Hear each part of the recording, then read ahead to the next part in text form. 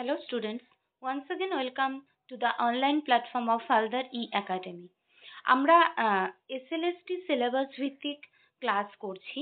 আজকের ক্লাস থেকে আমরা শুরু করব দ্য ডার্কলিং থার্স এই পোয়েমটা।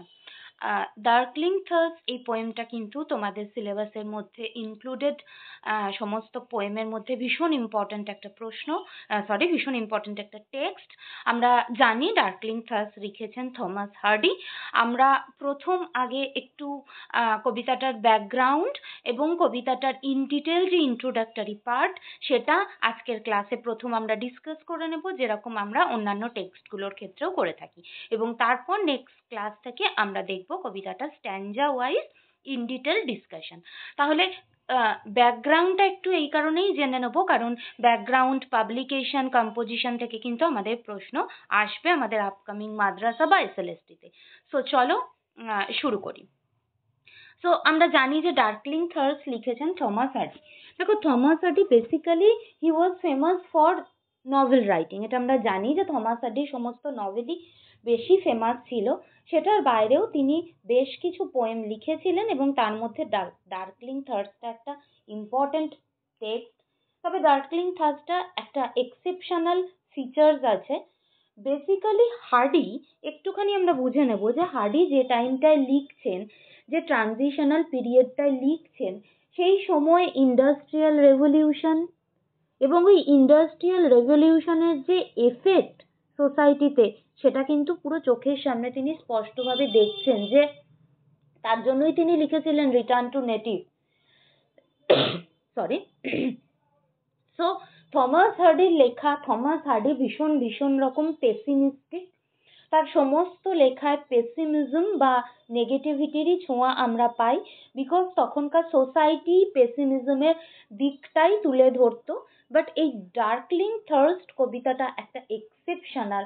আমরা এই কবিতাতে একমাত্র আমাদের হার্ডির লেখা কোনো টেক্সটে এই প্রথম আমরা দেখতে পাবো transition from pessimism to optimism, এর জন্য এই কবিতাটা অন্যান্য কবিতার থেকে একটু এক্সেপশনাল হয়েছে। তাহলে ডার্কলিং থার্সটা এর কি অরিজিনাল টাইটেল কি ছিল, এই সবটাই আমরা দেখে নেব।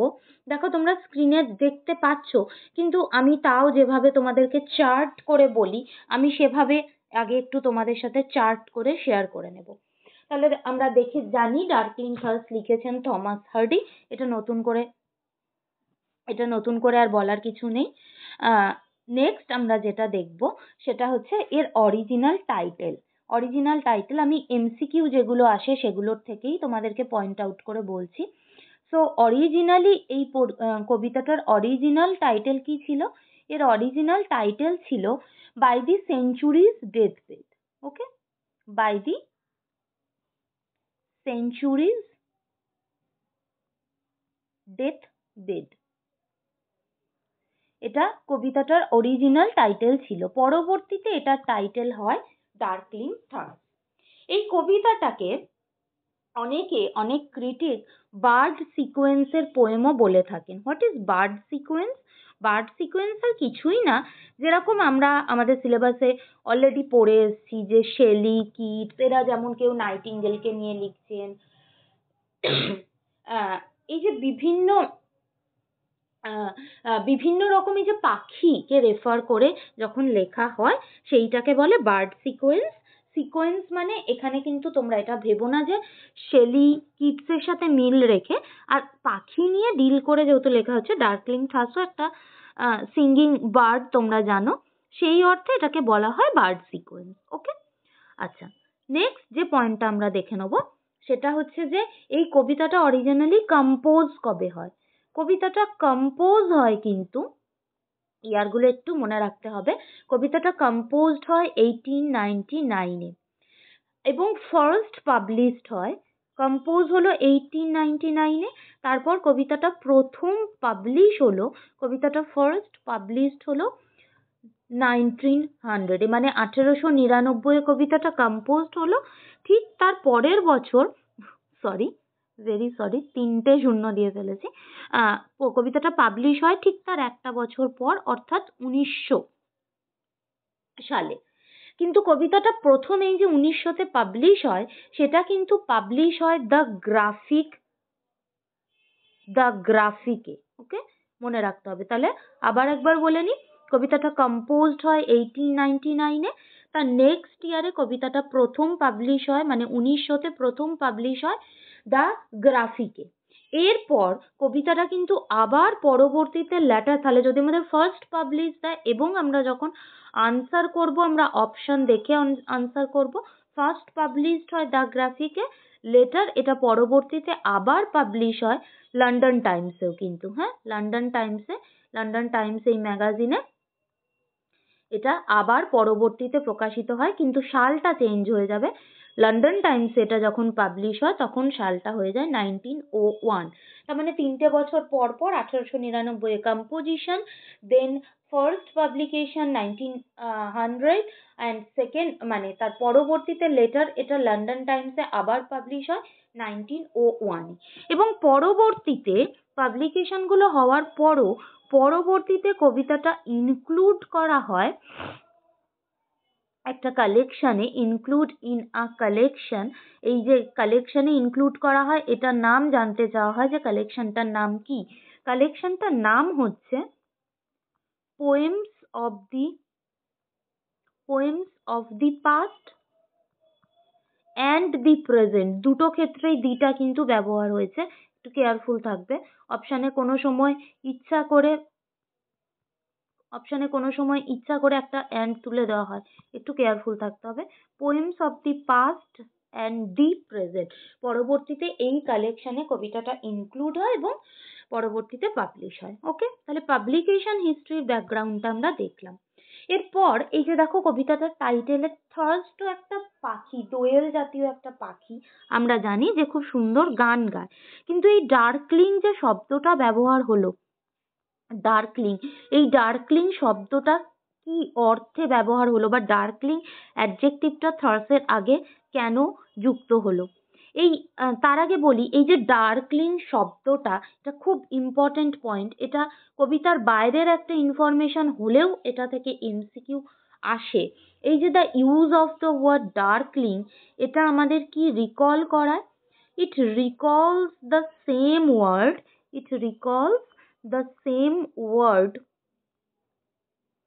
in Matthew Arnold's, তোমরা জানো ম্যাথিউ আর্নল্ডস ডোভার বিচ। এই প্রশ্নটা আসে যে কোন পোয়েটের কোন টেক্সটে আমরা এই ডার্কলিং শব্দটার মিল পাই, যেটা থেকে নাকি এই আমাদের হার্ডি এটা নিয়েছেন। So it recalls the same word in Arnold's Dover Beach. Very important information. একটা ইনফরমেশন দিই যেগুলো কবিতার ইন্ট্রোডাক্টরি পার্ট এবং এমসিকিউ আসে। এই কবিতাটা হচ্ছে আ পোয়েম অফ ট্রানজিশন। আমি এই পয়েন্টটা তোমাদের অলরেডি বলেছি। A poem of transition from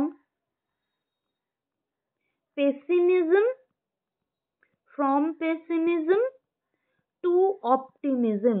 একদম একটা ট্রানজিশন পাচ্ছি পেসিমিজম থেকে অপটিমিজমের দিকে, এর মেসেজ কিন্তু যাচ্ছে। Very very important, pessimism to optimism. Okay, আচ্ছা, কবিতাটার জনরা যদি আমরা দেখতে চাই যে এটা কি জাতীয় কবিতার জনরা হিসাবে ডেফিনেটলি এটা একটা ব্যালাড জাতীয় কবিতা, এবং মোর ইম্পর্টেন্টলি এটা একটা লিরিক। পুরোপুরি লিরিক্যাল এলিমেন্ট আমরা কবিতাতে পাচ্ছি, এবং পুরো কবিতাটাই একটা লিরিক্যাল ফর্মে লেখা। এই যে ডার্কলিং শব্দটা ব্যবহার করা হলো, এখানে ডার্কলিং শব্দটা কি কি অর্থ বহন করছে খুব ইম্পর্টেন্ট। এখানে ডার্কলিং শব্দটা যেটা ব্যবহার করা হয়েছে একদম টাইটেলেই, এই ডার্কলিং শব্দটা মিন করছে ডিম, অবস্কিওর, হিডেন। এই তিনটে ওয়ার্ড একটু মনে রাখবে, ডিম, অবস্কিওর, হিডেন। কখনো কখনো অপশন চেঞ্জ করে দিয়ে দেওয়া হয়, মানে ডিম, হিডেন, ক্লিয়ার বা ট্রান্সপারেন্ট, বা ডিম, অবস্কিওর, ওপেন, এরকম ভাবে অপশন চেঞ্জ করে দেওয়া হয়। নেক্সট আমরা কবিতাটার প্যাটার্ন, স্ট্রাকচারটা যদি দেখতে চাই, কবিতাটার টোটাল কটা স্ট্যাঞ্জা আছে? কবিতাটার টোটাল 4টে স্ট্যাঞ্জা আমরা পাবো। 4 stanzas are there in the poem, এবং প্রত্যেকটা স্ট্যাঞ্জা each contains 8 lines। 4টে করে স্ট্যাঞ্জা আছে এবং প্রত্যেকটা স্ট্যাঞ্জা 8টা করে লাইন নিয়ে তৈরি। তাহলে টোটাল লাইন আমরা কত পেয়ে যাব? টোটাল লাইন আমরা পেয়ে যাব 4 into 8, 32 লাইনস। টোটাল 32 লাইনের একটা কবিতা হচ্ছে ডার্কলিং থ্রাস। ওকে, তাহলে কবিতাটায় টোটাল 4টে স্ট্যাঞ্জা আছে, প্রত্যেকটা স্ট্যাঞ্জা 8টা করে লাইন নিয়ে তৈরি, এবং টোটাল আমরা পেয়ে যাচ্ছি 32 লাইনস ইন দ্য পোয়েম। কবিতাটা 32টা লাইন নিয়ে তৈরি। এবার যদি আমরা রাইম স্কিম দেখে নিই, কবিতাটা কোন রাইম স্কিম মেনটেন করেছে। ভেরি সিম্পল একটা রাইম স্কিমে যাচ্ছে, A B C D C D, very easy to remember as well, A B C D C D, এটা কবিতাটার রাইম স্কিম। এবং রিদিমিক প্যাটার্ন কোন প্যাটার্নকে ফলো করছে? থ্রু আউট দ্য পোয়েম আমরা পাচ্ছি ইউজ অফ আয়াম্বিক টেট্রামিটার আর আয়াম্বিক ট্রাইমিটার। আর কোনো এক্সেপশনাল এই কবিতাতে নেই। তাহলে রাইম স্কিম ফলো করছে এ বি সিডি সিডি, এবং রাইম যে রিদমিক প্যাটার্ন মেনটেন হচ্ছে সেটা হচ্ছে আয়াম্বিক টেট্রামিটার এবং আয়াম্বিক ট্রাইমিটার। কবিতাটার আরো দুটো ইম্পর্টেন্ট পয়েন্ট আমি বলবো যেখান থেকে তোমাদের এমসিকিউ আসে। কবিতাটার ফার্স্ট টু স্ট্যাঞ্জা, এই জায়গাটা ভীষণ ফোকাস করবে। ফার্স্ট টু স্ট্যাঞ্জাজে কি রয়েছে?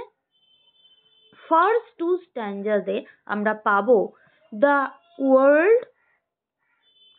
ওয়ার্ল্ড অ্যাপিয়ার্স, আমি বলেছি পেসিমিজম থেকে অপটিমিজমে যাচ্ছে, তাহলে দেখো the world appears physically dead. আমরা প্রথম দুটো স্ট্যাঞ্জাতে দেখো একেবারেই পেসিমিজমের ছোঁয়া পাচ্ছি, যে the world appears physically dead, এটা আমরা প্রথম দুটো স্ট্যাঞ্জাতে পাচ্ছি। তাহলে আমাদের এখান থেকে এমসিকিউ দিতেই পারে। এরপর আমরা সেকেন্ড দুটো স্ট্যাঞ্জাতে কি পাচ্ছি, বা লাস্ট দুটো, সেকেন্ড স্ট্যাঞ্জা বলবো না, লাস্ট টু স্ট্যাঞ্জাস বলবো। লাস্ট টু স্ট্যাঞ্জাসে আমরা কি পাচ্ছি? লাস্ট টু স্ট্যাঞ্জাসে আমরা পাচ্ছি নেচার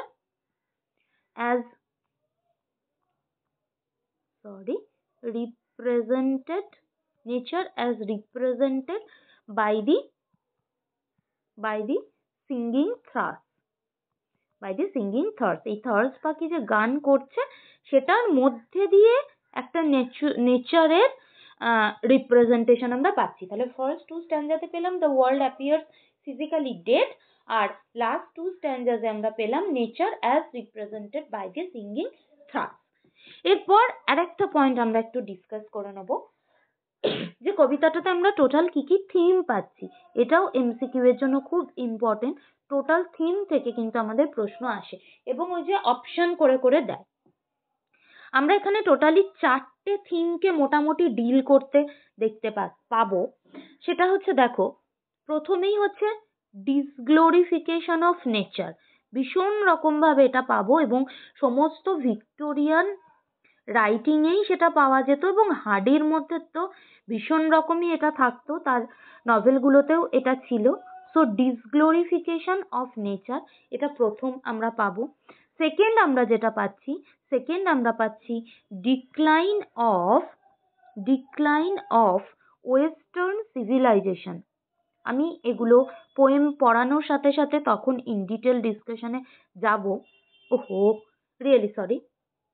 তাহলে আমি প্রথম পয়েন্টটা লিখলাম না, আচ্ছা চলো একবার লিখেই দিই তোমাদের সুবিধার জন্য। হ্যাঁ, যেটা বলছিলাম, যে আমি যখন তোমাদেরকে টেক্সটটা পড়াবো স্ট্যাঞ্জা ওয়াইজ, তখন আমি ইন ডিটেল কোথায় কিভাবে থিমটা ম্যাচ করছে আমি তো বলবোই, বাট একবার আমি জট ডাউন করে দিলাম তোমাদের সুবিধার জন্য, যেহেতু একদম থিম তুলে কিন্তু প্রশ্ন দেওয়া হয়, যে কি কি থিম বা এইগুলোর মধ্যে কোন থিমটা ডার্কলিং থ্রাশে ব্যবহৃত হয়নি, এই ধরনের প্রশ্ন কিন্তু আসে। তাহলে decline of western civilization civilization and culture. Okay, civilization and culture। তাহলে প্রথম দুটো থিম আমরা পেলাম, ডিসগ্লোরিফিকেশন অফ নেচার আর decline of western civilisation and culture. আরও দুটো ইম্পর্টেন্ট পয়েন্ট পাচ্ছি, একটু দেখে নিই। সেটা হচ্ছে ডিক্লাইন অফ রিলিজিয়াস ফেথ। মানুষ কনফিউজড ছিল, তারা বুঝতে পারছে না যে এই ট্রানজিশনটাই বিশ্বাস করবে নাকি তারা রিলিজিয়াস ফেথ যেগুলো এতদিন ধরে চলে আসছিল সেগুলোতে বিশ্বাস করবে, কোনটা করবে। সেটা আমরা পোয়েমটা পড়তে পড়তে বুঝতে পারবো, তার রিফ্লেকশন আমরা পোয়েমে পাবো। এবং সর্বোপরি যেটা আমি বললাম, অপটিমিজমের ছোঁয়া রয়েছে, যেটা হাডির ক্ষেত্রে খুব এক্সেপশনাল একটা বিষয়। আর note of hope or renewal, যেটা একদম কবিতার শেষ অংশে গিয়ে আমরা কিন্তু পাবো। তাহলে থিমেটিক্যালি জাজ করলে আমরা চারটে পয়েন্ট পেয়ে গেলাম: disglorification of nature, decline of western civilisation and culture, আবার পেলাম ডিক্লাইন অফ রিলিজিয়াস ফেথ, আর a note of hope or renewal. এই মোটামুটি ইম্পর্টেন্ট জিনিসগুলো রয়েছে। সামারিটা আমরা ইন ডিটেল যখন করব তখন ওখানেই দেখে নেব। এখানে ইন ডিটেল ইন্ট্রোডাক্টরি পার্টে আমি তোমাদের যা যা ইয়ারগুলো ডিসকাস করলাম, কোথায় কিভাবে পাবলিশ হয়েছিল, সেগুলোর একটা লিস্ট তোমরা এখানে পেয়ে যাচ্ছ অ্যাজ ওয়েল। এবং সর্বোপরি যেটা আমাদের দেখতে হবে যে দেখো, ডার্কলিং থার্স্ট আমি বললাম ব্যালাড, একটা in keeping with the conventions of that form, ব্যালাডে যেরকম হয় 8 লাইন স্ট্যান্জা রয়েছে আমি বলেছি।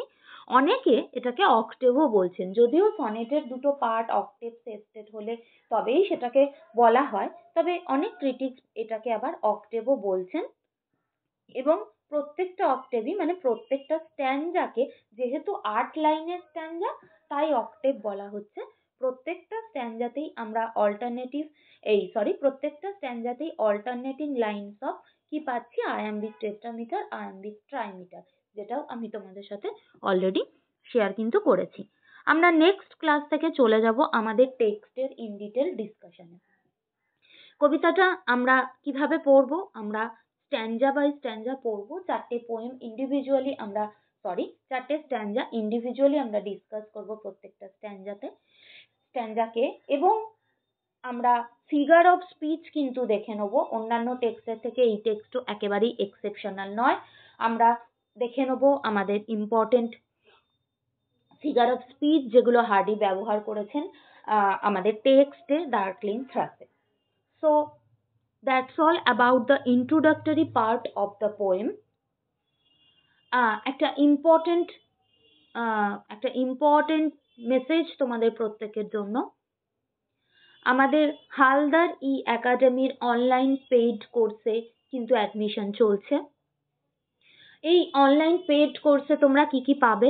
অনলাইন পেইড কোর্সে তোমরা পেয়ে যাবে এসএলএসটি মাদ্রাসার সিলেবাস ভিত্তিক প্রত্যেকটা টেক্সট ধরে ধরে তার ইন্ট্রোডাক্টরি ক্লাস, প্রত্যেকটা টেক্সট, প্রত্যেকটা পোয়েম বা শর্ট স্টোরিজের line by line in detailed summary discussion with critical analytical part. প্রথমে আমরা অ্যাজ আ হোল মিনিংটা দেখি এবং তারপর অ্যানালিটিক্যাল পার্ট ডিসকাস করে নিই, এবং তার সাথে সাথে ডিসকাস করে নিই কবিতার ইম্পর্টেন্ট ফিগার অফ স্পিচ যেগুলো ব্যবহার হয়েছে, যেগুলো এমসিকিউ আকারে আমাদের প্রশ্নতে আসে। এবং তারপর সেই কবিতাটার ইন ডিটেলড প্রিভিয়াস ইয়ার বিভিন্ন টিচিং এক্সামে আসা কোয়েশ্চেন সার্ভে করে, যেগুলো তোমাদের আপকামিং মাদ্রাসা এসএলএসটির জন্য ইম্পর্টেন্ট এমসিকিউ, একেবারে টেক্সট ভিত্তিক প্রচুর এমসিকিউ এর ক্লাস, যেখানে শুধুমাত্র আনসার বলে দেওয়া হয় না, উইথ এক্সপ্লেনেশন তোমাদেরকে প্রত্যেকটা প্রশ্নের উত্তর বুঝিয়ে দেওয়া হয়। এবং সর্বোপরি সবশেষে তোমরা পেয়ে যাবে প্রচুর মক টেস্ট দেওয়ার সুযোগ। তাই যারা এখনো অ্যাডমিশন নাওনি তারা অ্যাডমিশন নিয়ে নাও। তোমরা এই কোর্সটার ইন ডিটেল দেখতে পেয়ে যাবে আমাদের অফিসিয়াল ওয়েবসাইট haldaracademy.com এ। আমি রিপিট করছি, haldaracademy.com। So that's all about today's class. দেখা হচ্ছে তোমাদের সাথে নেক্সট ক্লাসে ডার্কলিং থার্সের ইন ডিটেল ডিসকাশন নিয়ে। আমরা নেক্সট ক্লাস থেকে একদম টেক্সট ধরে ডিসকাশন শুরু করব। So thank you students, thank you everyone for being with Haldar E Academy. Thank you.